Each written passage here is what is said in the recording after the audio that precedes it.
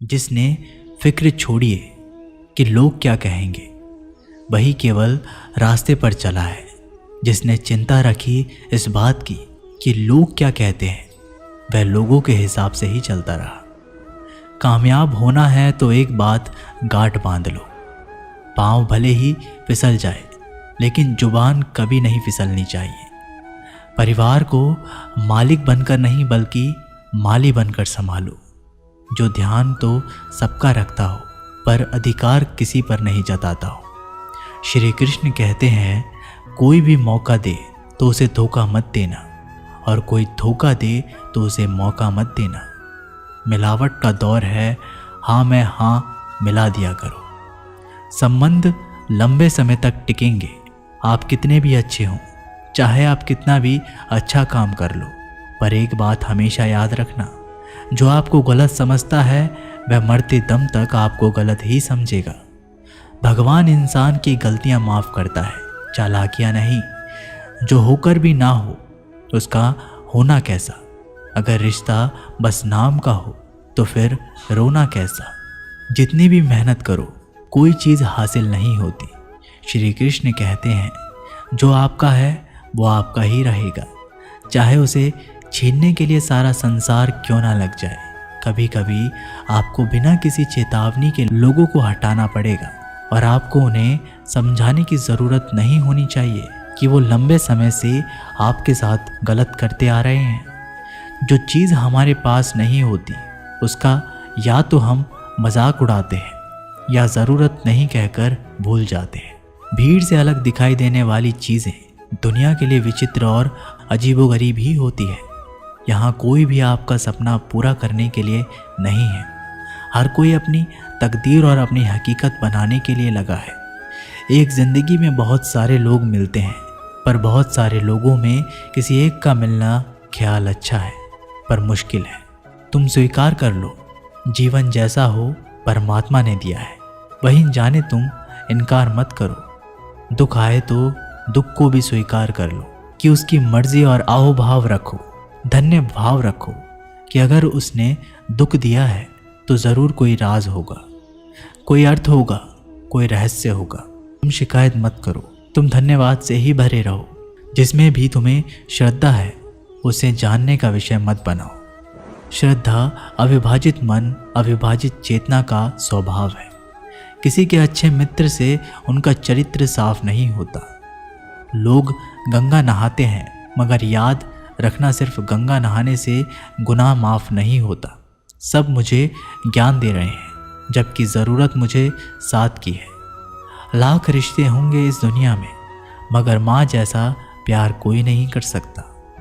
कितने भी अपने हो पर पिता जैसी देखभाल कोई नहीं कर सकता। दुनिया में 7 अरब लोग हैं, लेकिन मोहब्बत हमेशा उसी शख्स से होती है जिसे आपकी 1 टके की परवाह नहीं होती है। प्यार दीजिए, प्यार लीजिए, वरना जो उखाड़ सकते हैं उखाड़ लीजिए। आपकी नीयत से ईश्वर खुश होते हैं और दिखावे से इंसान। जो जा रहा है उसे जाने दो, आज रुक भी गया तो कल चला जाएगा। हम किसी के काबिल नहीं, इसलिए दूर रहने लगे हैं। जो हमारे बिना खुश है हम उन्हें सताया नहीं करते। कोशिश करो कि दोगले लोगों से गहरा संबंध मत रखो, क्योंकि जब ये नाराज़ होते हैं तो इज्जत पे वार करते हैं। अकेला रहना मूर्खों और नकारात्मक लोगों के बीच में रहने से हर हाल में बेहतर है। इंसानियत दिल में होती है, हैसियत में नहीं। ऊपर वाला कर्म देखता है, वसीहत नहीं। अपनी अगली चाल को छिपा कर रखो। अपने लक्ष्य को चिल्ला चिल्ला कर मत बताओ। जो करना है वो खामोशी से करो, ताकि सफलता शोर मचा दे। रिश्तों की डोरी तब कमज़ोर होती है जब इंसान गलतफहमी में पैदा होने वाले सवालों का जवाब खुद ही बन जाता है। अकेले में हद पार मेहनत करो, ताकि जब परिणाम आए तो दुनिया चौंक जाए। वो करके दिखाओ जो दुनिया सोच भी नहीं सकती। जिस शरीर के साथ हम पैदा हुए हैं उसके जिम्मेदार हम नहीं हैं, परंतु जिस चरित्र और किरदार के साथ हम विदा होंगे उसके पूरे जिम्मेदार हम स्वयं होंगे। जब तक तुम किसी को प्रभावित करना चाहते हो तब तक तुम अहंकार से ग्रस्त हो। बाहर कुछ भी नहीं है, धूल के अतिरिक्त, और कभी किसी के हाथ कुछ भी नहीं लगा है। भीतर है तुम्हारा साम्राज्य और भीतर है तुम्हारा सम्राट। मगर भीतर जाने के लिए सीधा सरल हृदय हो तो भीतर जा सकोगे। सोचो, जब जन्म और मृत्यु दोनों ईश्वर की मर्जी से होते हैं तो इन दोनों के बीच की व्यवस्था हमारी मर्जी से कैसे हो सकती है? जीवन में जब भी हम कुछ बुरा कर रहे हैं तो हम किसी दूसरों के साथ कर रहे हैं। ये भ्रांति है। आपको प्राथमिक रूप से हम अपने ही साथ कर रहे हैं, क्योंकि अंतिम फल हमें भोगना पड़ेगा। हम जो भी बो रहे हैं उसकी फसल हमें काटनी है। इंच इंच का हिसाब है। इस जगह में कुछ भी बेहिसाब नहीं जाता। जीवन का उपयोग प्रेम के लिए करो, किसी सर्जतमक कार्य के लिए करो, मित्रता के लिए करो, ध्यान के लिए करो। अपनी ऊर्जा का कुछ ऐसा उपयोग करो जो तुम्हें ऊंचाइयों पर ले जाती हो, और जितने ऊंचे तुम जाओगे उतनी ही ज़्यादा ऊर्जा के स्रोत तुम्हें उपलब्ध होंगे। ईश्वर की तलाश भ्रम ही है, क्योंकि ईश्वर खोजने का प्रश्न ही नहीं उठता, वह सदा ही उपस्थित है। शरीर नहीं करता, विचार करते हैं, और गंगा विचारों को नहीं शरीर को धोती है। तुम्हारा खुद का मन ही तुम्हारी नहीं सुनता, और तुम निकल पड़ते हो दूसरे को नसीहत देने के लिए। परमात्मा की कारीगरी तो देखिए। आंखें तो बनाई देखने के लिए, पर वो दिखता है बंद आंखों से। जब तक धर्मों में पाप धोने की व्यवस्था है, लोग पाप धो धोकर आप करते रहेंगे। मौन हो जाओ, अंदर का सुनाई भी देगा और दिखाई भी देगा। मौन और एकांत आत्मा के सर्वश्रेष्ठ मित्र हैं। आदमी के पेट की सीमा है 2 रोटी से भर जाएगी या 4 रोटी से भर जाएगी, लेकिन आदमी के मन की तो कोई सीमा नहीं है। कितना भी धन हो तो भी मन नहीं भरता, और जो नहीं भरता उसी का नाम है मन। जितनी कम उम्मीद होंगी उतना ही सुखद सफ़र होगा। इत्र, मित्र, चित्र और चरित्र किसी की पहचान के मोहताज नहीं। ये चारों अपना परिचय स्वयं देते हैं। जिसने ये फिक्र छोड़ी कि लोग क्या कहेंगे, वही केवल रास्ते पर चलेगा। जिसने चिंता रखी इस बात की कि लोग क्या कहेंगे, वह लोगों के हिसाब से ही चलता रहेगा।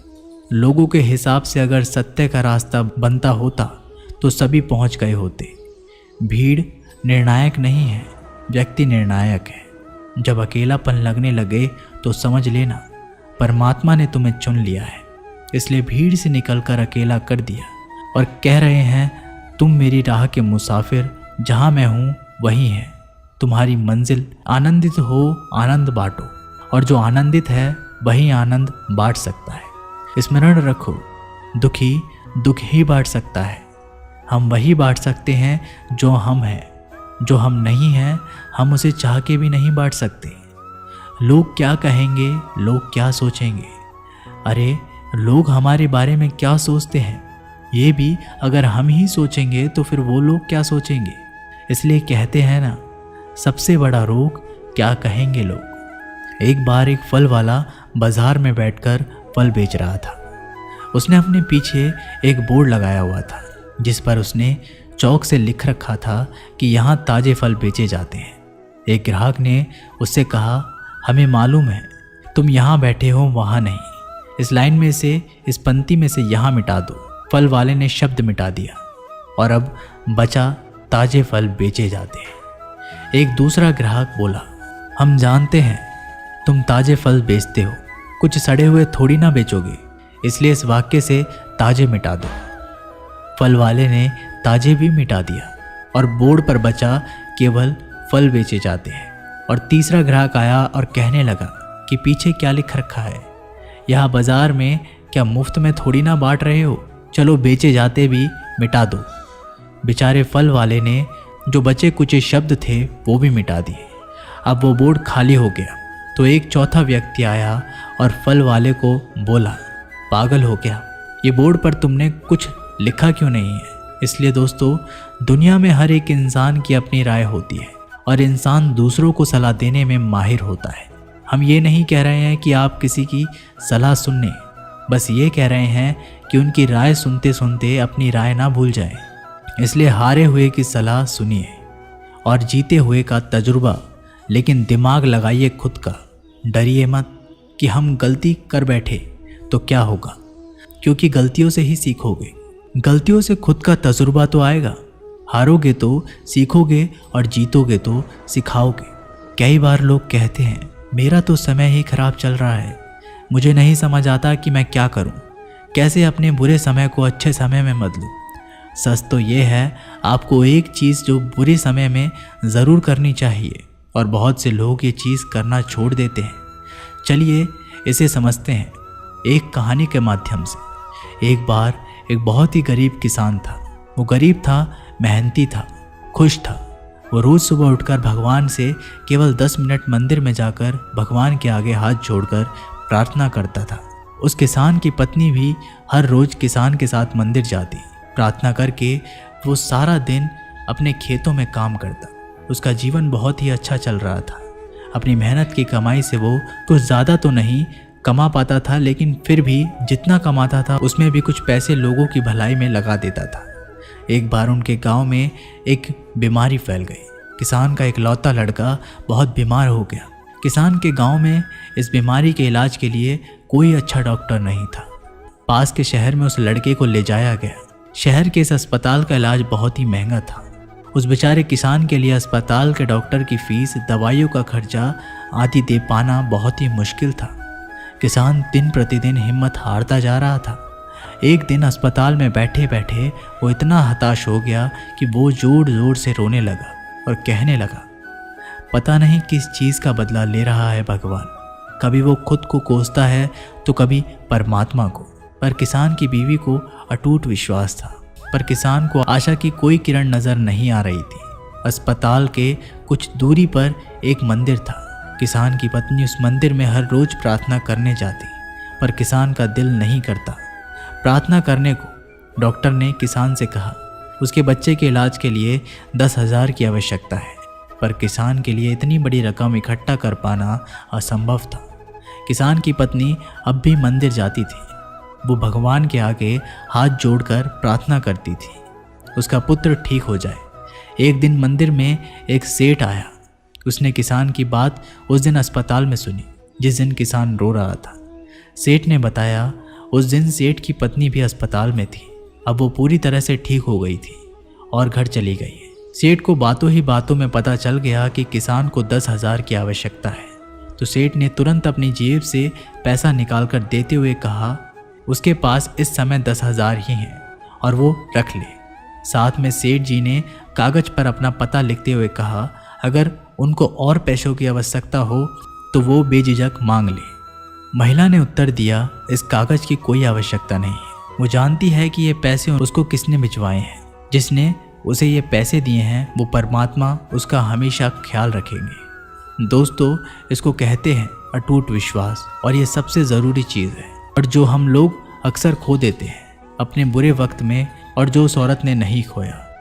वह जानती है कि परमात्मा उसके साथ सदैव है। श्री कृष्ण कहते हैं जो मेरी परमल लगाते हैं, मेरा ध्यान करते हैं, मैं उनको वो प्रदान करता हूँ जो उनके पास नहीं है, और जो उनके पास है मैं उसकी रक्षा करता हूँ। इसलिए बहुत ज़रूरी है कि हम अपने बुरे वक्त में परमात्मा का साथ ना छोड़ें। दोस्तों, ये वीडियो यहीं पर समाप्त होती है। मिलते हैं एक नई वीडियो के साथ। तब तक के लिए अपना ख्याल रखिएगा। धन्यवाद।